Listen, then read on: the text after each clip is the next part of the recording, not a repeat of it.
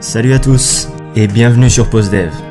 Dans cette vidéo, vous allez découvrir pourquoi certaines personnes restent pauvres toute leur vie alors que d'autres semblent avoir trouvé la formule pour accumuler des fortunes. Père riche, Père pauvre s'est vendu à plus de 26 millions de copies à travers le monde. On va voir notamment que le réel pouvoir ne vient pas du fait de gagner beaucoup d'argent, mais d'utiliser cet argent intelligemment. La principale raison pour laquelle les riches s'enrichissent et que les pauvres deviennent de plus en plus pauvres, c'est que le sujet de l'argent n'est pas enseigné à l'école. Et il est difficile pour des parents pauvres d'expliquer à leurs enfants comment gagner de l'argent, car ils n'ont eux-mêmes pas pu sortir de cette situation. Ils doivent donc se rabattre sur ce qu'ils considèrent être le meilleur conseil possible pour leurs enfants: va à l'école et travaille dur pour obtenir des bonnes notes. Robert Kiyosaki avait lui aussi un père très éduqué, mais qui n'avait aucune idée comment gérer ses finances. Il lui disait sans cesse que c'était mal de vouloir de l'argent, qu'il ne pouvait pas lui offrir quelque chose parce qu'il n'en avait pas les moyens, et que la meilleure solution pour ne pas avoir de problèmes financiers c'était de travailler dur à l'école. En parallèle, Kiyosaki raconte qu'il a eu la chance de connaître une vision opposée grâce au père de son meilleur ami Mike, qu'il a rencontré quand il avait 9 ans et qui lui a permis de confronter ces deux visions dès le plus jeune âge. Celle de son père riche, le père de Mike, et son propre père, son père pauvre. La première leçon qu'il a apprise de son père riche, c'est que les riches ne travaillent pas pour l'argent. La principale émotion qui dirige les gens, c'est la peur. La peur de ne pas pouvoir payer ses factures, la peur de se faire virer, la peur de ne pas avoir assez d'argent, la peur de repartir à zéro. La plupart des gens n'étudient pas le sujet de l'argent. Ils se contentent de trouver un job, gagner un salaire et payer leurs dépenses, et ils pensent que c'est plus d'argent qui va régler leurs problèmes.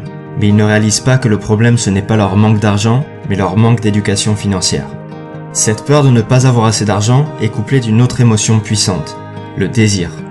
Le jour où on reçoit une augmentation, on commence à réaliser toutes les choses que cet argent peut nous acheter.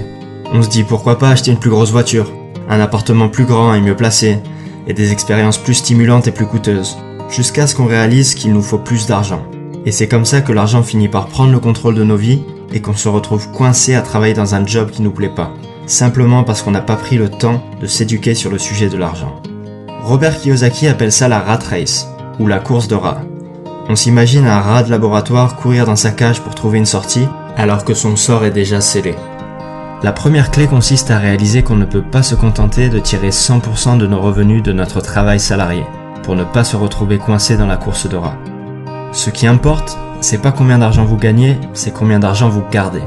On a tous entendu parler de ces gagnants du loto qui passent d'un seul coup de 0 à 10 millions sur leur compte en banque pour finir fauchés dans l'année. Ou des anciens joueurs de foot qui gagnent des millions à 20 ans, mais qui font la queue chez Pôle emploi 10 ans plus tard. La solution, c'est de développer son éducation financière. Si vous voulez devenir riche, la plus importante leçon à retenir, c'est de connaître la différence entre un actif et un passif, et d'acheter des actifs. Les riches achètent des actifs, alors que les pauvres achètent des passifs qu'ils pensent être des actifs. Un actif va mettre de l'argent dans votre poche, alors qu'un passif va prendre de l'argent de votre poche. Un actif va créer pour vous un cash flow positif. Si par exemple vous avez publié un livre ou un e-book de qualité pour un prix de 10 €, chaque vente créera pour vous une rentrée d'argent, ce qu'on appelle un cash flow positif de 10 €. Toute chose qui génère un cash flow positif est un actif. Si cet actif ne requiert pas ou très peu de votre temps, on parle d'un revenu passif, contrairement à un revenu actif comme un salaire pour un job qui nécessite votre présence. Si au contraire vous avez un abonnement de cinéma qui vous coûte 40 € par mois, cet abonnement génère un cash flow négatif de 40 € tous les mois. C'est un passif. Notez que c'est le caractère répétitif qui nous intéresse ici. Chaque vente de l'e-book va créer une rentrée d'argent et chaque mois d'abonnement va entraîner une sortie d'argent. Si on analyse comment une personne gère son cash flow, on peut rapidement dire si cette personne est éduquée financièrement et prédire son avenir financier. Ce qui manque dans l'éducation financière des pauvres, c'est pas comment gagner de l'argent mais comment gérer son argent. La plupart du temps, plus d'argent ne règle pas les problèmes d'argent. Pour rendre ça un peu plus concret, laissez-moi vous donner un exemple en imaginant le bilan financier de père riche et celui de père pauvre à leur sortie d'école. Père pauvre gagne tous les mois 1500 € grâce à son travail. Ces 1500 € servent à payer sa voiture, son loyer, ses repas et lui laissent un surplus de 200 € pour financer ses sorties du week-end et s'acheter des abonnements de télévision et le dernier iPhone. Son bilan financier ressemble donc à ça. Un revenu 100% généré par son job, qui est égal à ses dépenses. Une quantité de passifs qui s'accumule et des actifs inexistants. Il emboutit sa voiture et doit donc s'endetter pour financer les réparations, car il n'a pas d'argent de côté. La seule solution pour sortir de cette situation est de négocier une augmentation ou commencer un petit boulot à côté pour arrondir ses fins de mois. Père riche gagne lui aussi 1500 € par mois. Il couvre également ses dépenses en nécessité, mais choisit de mettre de côté les 200 € de surplus tous les mois pour investir dans la start-up d'une amie en qui il croit vraiment. 2 ans plus tard, la start-up de son ami est enfin profitable et lui rapporte 500 € tous les mois, auquel s'ajoute l'argent qu'il gagne grâce à l'e-book qu'il a écrit sur sa passion, le trail en haute montagne, qui lui crée également un revenu secondaire. Il a investi 500 € qu'il avait pu mettre de côté pendant ses études dans des actions, mais les cours se sont effondrés et il a quasiment tout perdu. Mais ça n'a plus d'importance parce que Père Riche a désormais, 4 ans après sa sortie d'école et grâce à ses 2 autres investissements, un revenu passif de 1500 €. Et maintenant que ses actifs lui génèrent un cash flow positif supérieur au cash flow négatif de 1300 € généré par ses dépenses en nécessité, Père Riche a atteint son indépendance financière. Il peut choisir de continuer ou non de travailler dans son job.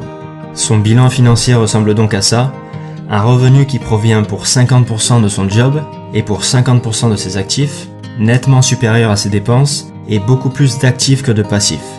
Vous aurez atteint l'indépendance financière le moment où vos actifs vous généreront un revenu supérieur à vos dépenses. Si ce revenu est en plus passif et ne nécessite pas ou peu votre intervention, comme l'entreprise d'un ami ou l'e-book de l'exemple précédent, vous pouvez tout simplement faire ce que vous voulez de votre vie. Mais gardez quand même en tête qu'un revenu est rarement totalement passif et nécessitera généralement un certain degré d'intervention de votre part. L'exemple que j'ai donné est simplifié. C'est certainement très difficile pour certaines personnes de sacrifier une partie de leur revenu pour acheter des actifs, mais c'est néanmoins la seule solution pour sortir de cette situation. Vous l'avez compris, il faut gérer vos propres affaires, c'est-à-dire focaliser votre attention sur la colonne des actifs plutôt que sur votre feuille de paie. Et encore une fois, il n'y a pas de mal à vous focaliser sur votre feuille de paie seulement si le surplus est réinvesti dans des actifs. Gardez votre job, mais gérez vos propres affaires à côté. Vous avez différents types d'actifs que vous pouvez acheter. Vous pouvez développer un business qui puisse dans l'idéal se passer de votre présence, acheter des titres boursiers, acquérir des droits sur des musiques, des scripts ou toutes sortes de brevets, créer un blog, investir dans des entreprises, dans l'immobilier ou toute chose qui génère un revenu ou dont la valeur s'apprécie dans le temps. Quand vous investissez 1 € dans vos actifs, il ne faut jamais qu'il sorte de ces actifs. Imaginez-vous que chaque euro qui va dans vos actifs devient votre employé. Et ce qui est bien avec l'argent, c'est qu'il travaille jour et nuit et peut travailler pendant des générations à faire marcher l'économie et en créant pour vous un revenu. Pour simplifier, imaginons que vous ayez acheté une place de parking pour 1000 €. Vous pouvez dépenser le revenu que génère cette place de parking, disons 50 € par mois, mais il ne faut pas chercher à récupérer les 1000 € en revendant la place. Imaginez que vous ayez une poule. Vous pouvez soit décider de la garder pour récupérer tous les œufs qu'elle peut produire, soit la revendre pour le prix d'une centaine d'œufs, sachant qu'une poule peut en pondre 600 dans sa vie, qui peuvent eux-mêmes devenir des poules pondeuses. Ce qui peut paraître être une bonne décision à court terme n'en est pas une à long terme. Par contre, une fois que votre cash flow commence à augmenter, vous pouvez dépenser cet argent généré par vos actifs pour acheter ce que vous voulez, étant donné que vous ne perdrez pas votre actif générateur de revenus en faisant ces dépenses. Et donc vous resterez riche. Un produit de luxe doit être la récompense d'avoir investi en développant vos actifs.